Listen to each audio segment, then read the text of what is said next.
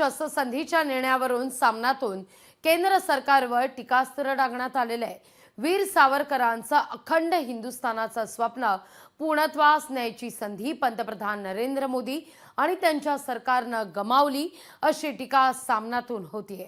पाहूया आपण।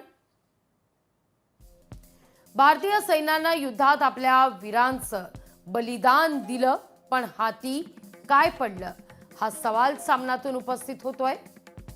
ज्या गोष्टी लढून मिळवायच्या आहेत त्या मागून मिळत नाहीत। सावरकरांचं नाव घेऊन राजकारण करण्याचा अधिकार मोदी आणि शिंदेंना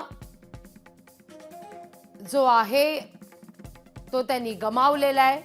शिंदेंवर टीका करत शब्द या ठिकाणी वापरण्यात आलेला आहे। सावरकरांचे अखंड हिंदू राष्ट्राचं स्वप्न आताच साकार झालं असतं।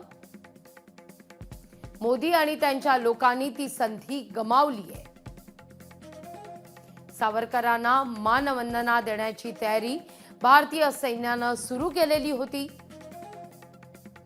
आणखीन 4 दिवस युद्ध झालं असतं तर भारताचा पाऊल पीओकेवर पडलंच असतं असं देखील म्हटलं जात आहे। पण सरकारनं सैन्याच्या हातातील बंदुकाच म्यान करायला लावल्यात अशी टीका सामनातून करण्यात आलेली आहे।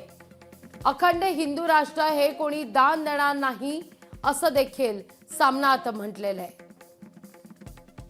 ते लढून युद्ध करूनच आपल्याला मिळवावं लागणार आहे असं देखील सामनात टीका होतीये।